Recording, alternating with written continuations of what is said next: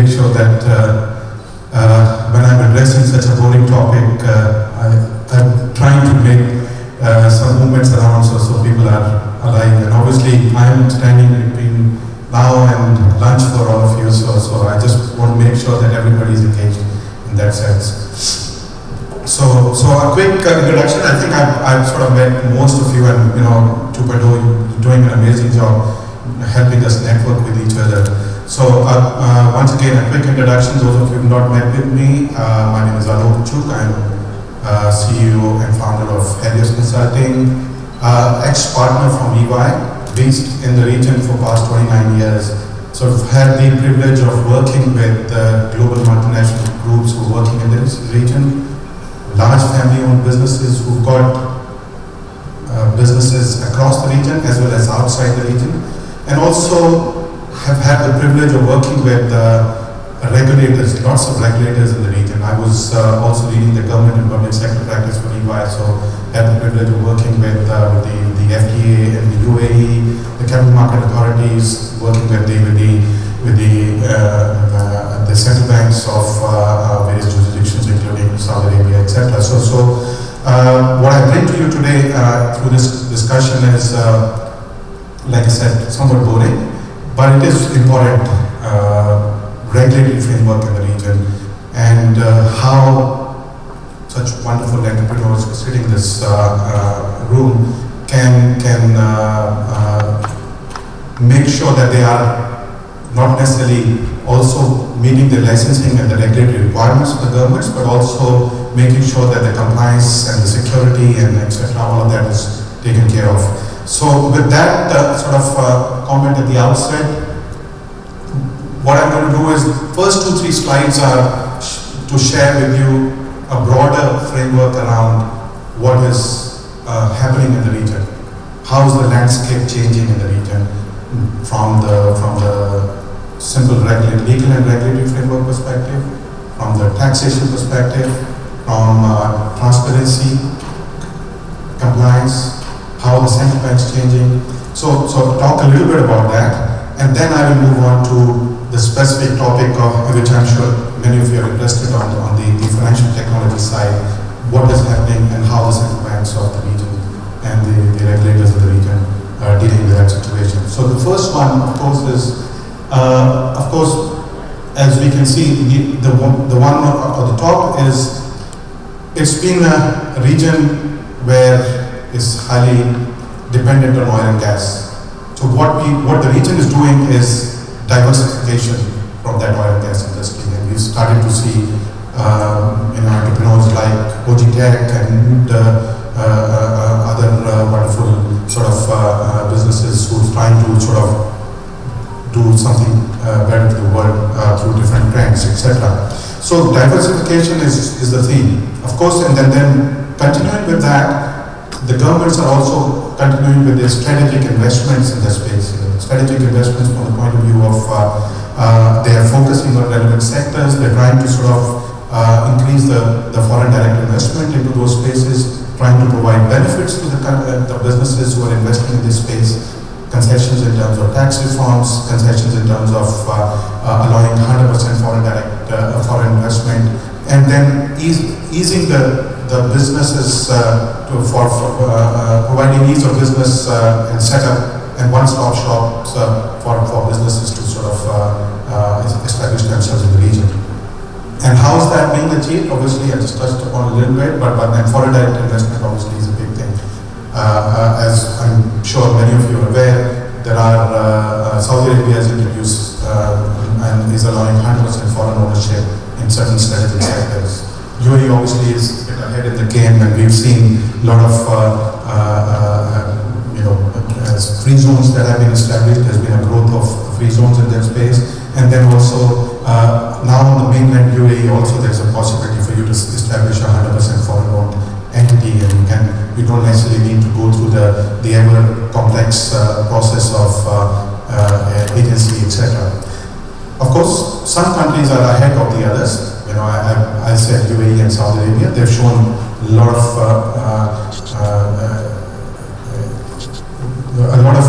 openness in that space.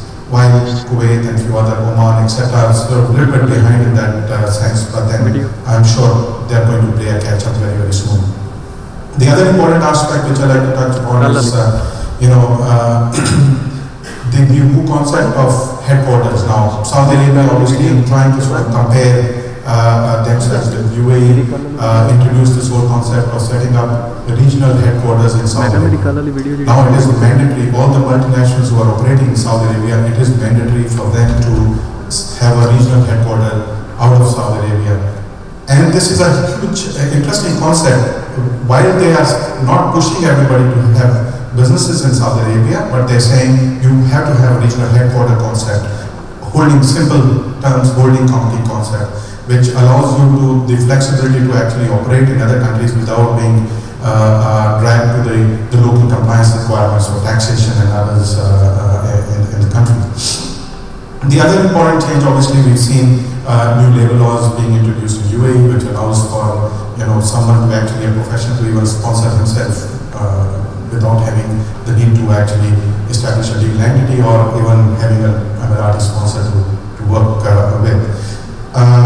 And then the other important aspect around this is, I think, the last one on this slide is the fiscal measures, which is also being driven by OECD and some of the international sort of agenda, which is driving towards greater transparency and driving towards greater making sure that there is no profit shifting and there is no basic erosion and profit shifting happening in this thing. And there are multiple sort of engagements that are happening where pillar 1, pillar 2 engagements, etc. Some of you sitting here, my professional colleagues, would be able to understand that a bit better. But the important part is there is an emphasis on transparency, and obviously making sure that there is no profit shifting happening from profit-making jurisdiction and moving the funds around to a non-profit jurisdiction. The other important aspect of the trends is, and when we talk specifically about this, and there are three key themes that I'd like to sort of share with you. One is the holding companies or the conduit companies concept, and which has been ever popular, where companies have set up or established their holding companies or conduit companies in tax-free jurisdictions, etc. And Dubai being one, and Bahrain being the other one, etc. And it's been very popular for many, many years. And then obviously we all know about the Grinzies and Jerseys of this world, etc., who provided that framework for global multinationals. And that obviously the subject is being challenged globally by the regulators, by the tax authorities in various jurisdictions, etc. And hence the whole discussion sort of gives me a message that they will be switching off. Okay, no. So and similar concept is around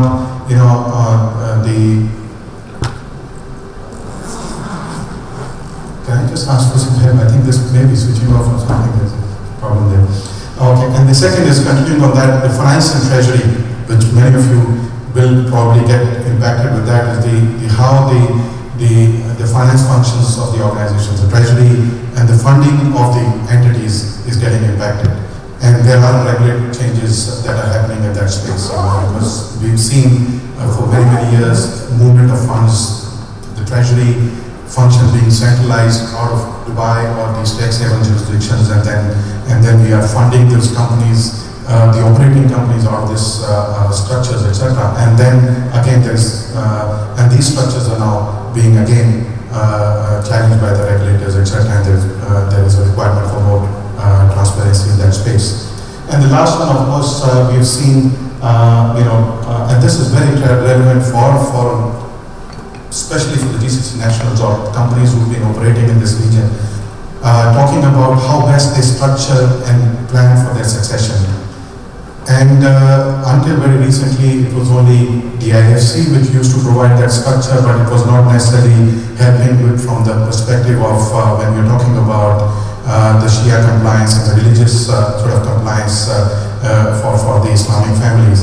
And then came ADGM recently, and it's getting more and more popular. So companies or businesses in the region are not necessarily looking at setting up companies in BVI or Jersey or Cayman or etc. But now this region is actually offering a lot of regulatory setup which allows companies to sort of plan and structure their operations, and also at the same time better plan for succession and inheritance and family governance, etc.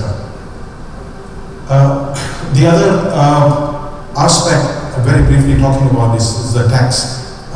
How the tax authorities are digitizing and reforming themselves, and then we've already seen a bunch of reforms in that space. We talked about the VAT being increased in Saudi Arabia and Bahrain, etc., from the initial 5%, which was there, and then now it's been increased to 15%. UAE talking about corporate income tax effective from June 2023, or fiscal years starting after June 23, which is going to be a huge change as well. And then also, how's that being achieved is by tax authorities actually talking about by digitizing and setting up digital platforms, etc., where there's automation happening in terms of how you are getting information and data for the taxpayers, and how the access of even the tax controversy and the audits are happening digitally, where they are able to sort of carry out the tax audits and audits of and to make sure that the taxpayers are paying their taxes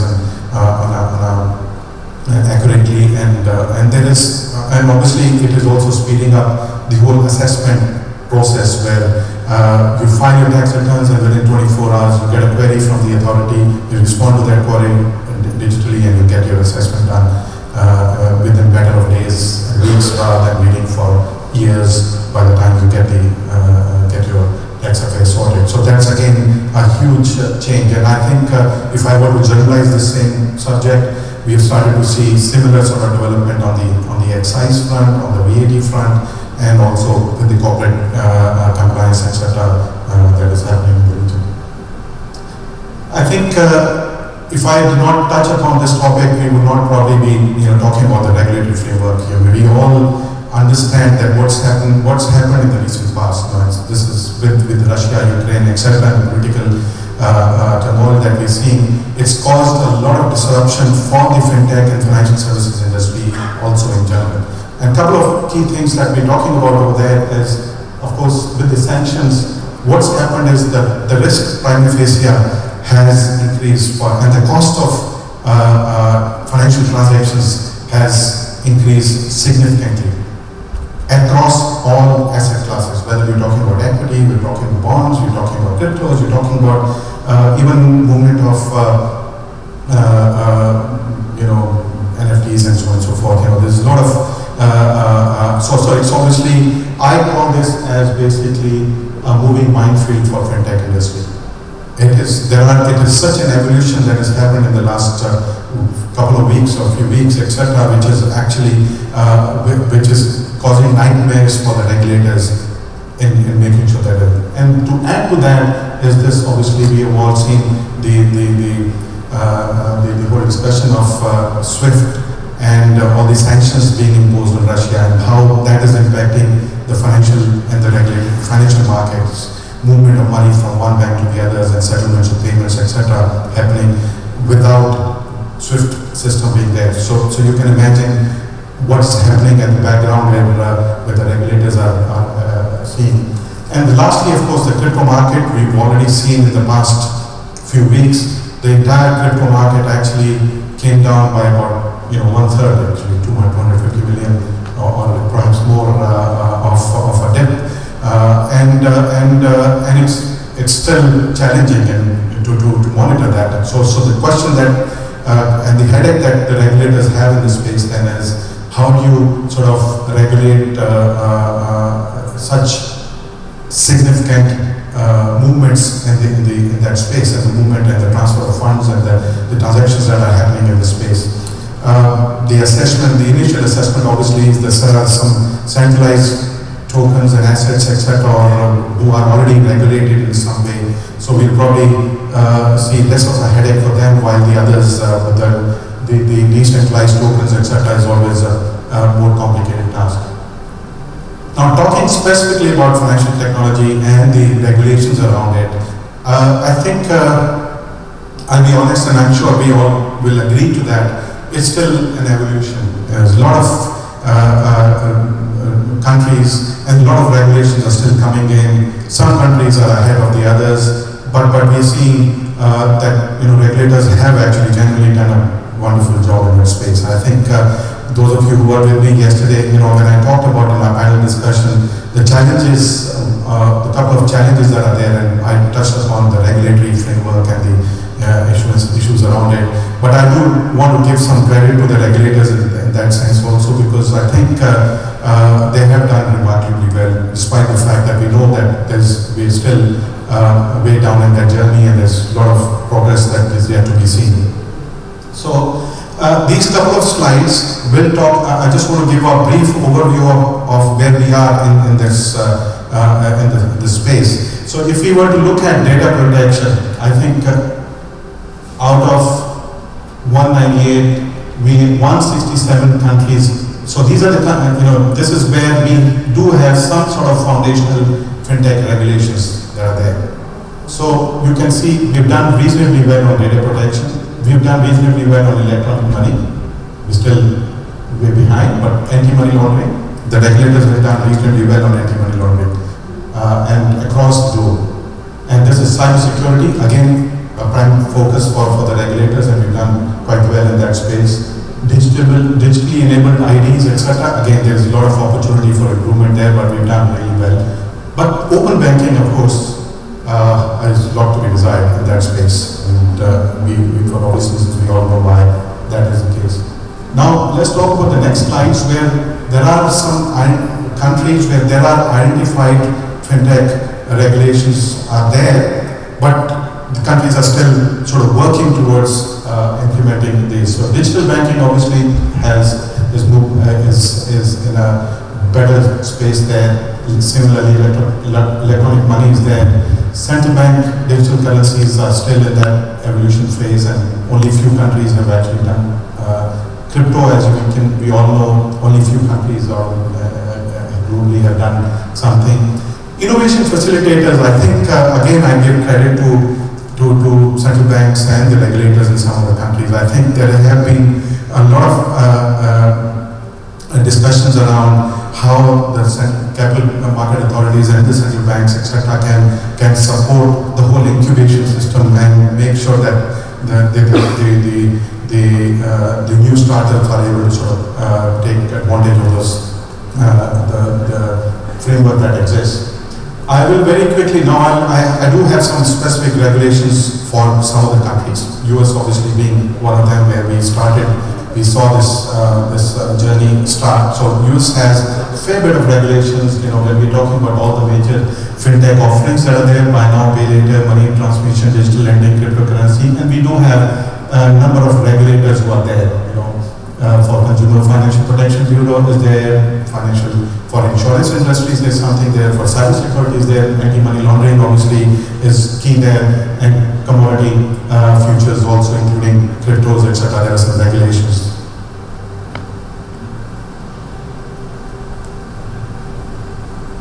Okay. So, and similarly, we do have some for data protection and sharing of information about the companies and the investors, etc. There are some regulations there. We do have security acts and exchange for sharing of information about for initial coin offerings. So some regulations around this. Here are some more proposals which are out there. Fintech charters. This again is a very interesting sort of concept where new startups, fintech companies, how do they, and when they are in their initial stage, whether when can they lend, are they also able to sort of lend money to the investors, or can they accept deposits? Again, there are regulations around this which are under proposal, and discussions are happening on that space. Crypto obviously is another one. SEC registration, is needed for all the fintech companies and startups there. UK, again, similar number of regulators there. Financial Control Authority obviously is a very matured and regulatory authority which has been operating there. And similarly for Prudential Regulatory Authority also. And they've got multiple laws for this, for digital payments as well as cryptocurrency. Talking about India, of course, again, a very sort of active market in this space, and I'm sure many of you sitting here from India can agree with me as to the kind of good work that the Indian government has done in regulating the fintech industry, and whether we're talking about payment aggregators or payment banks or UPIs, etc., and there are a bunch of regulatory authorities who are sort of supporting the framework. Similarly, I think for the insurance business also, IRDAI has also made some proposals, and I think they are in the implementation stage, but some of them have already been implemented. We've got something again on Europe and China as well, but I think the two key messages there which I want to leave behind on this particular slide is the European Securities and Markets Act, which sort of regulates this thing. I want to very quickly come up to the GCC, which I'm sure many of you are interested. So as of now, the central banks in the region have actually played a very important role. I mean, the first one where the whole concept of sandbox regulations was introduced. Then Abu Dhabi started that first, and now gradually the other central banks have come in, and Saudi Arabia and Kuwait and Qatar and all that. I'm sure my friend from here, Mr. Mohammed Rashidi, who's from Kuwait, has had a fair bit of experience of working with Central Bank of Kuwait and other regulators in this space, and the kind of journey, I'm sure it won't have been so easy so far. Similarly, for cryptos also, and the most recent development in this space is just last week where UAE government actually passed a new regulation and they formed an independent authority called WARA, where they are going to actually manage the Dubai virtual asset regulation, and they're trying to make this as a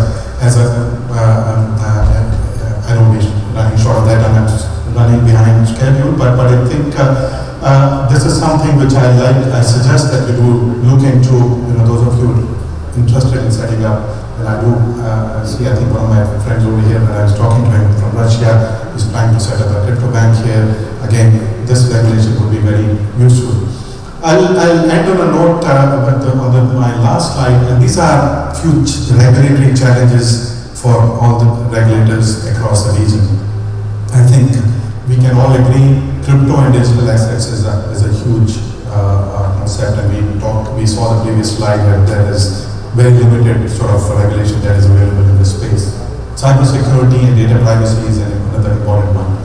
Regulations follow valuations of the businesses, because fintech and all this space and any kind of agri-tech and insurtech and etc., the valuations are really changing and manifold. And how do you regulate those valuations?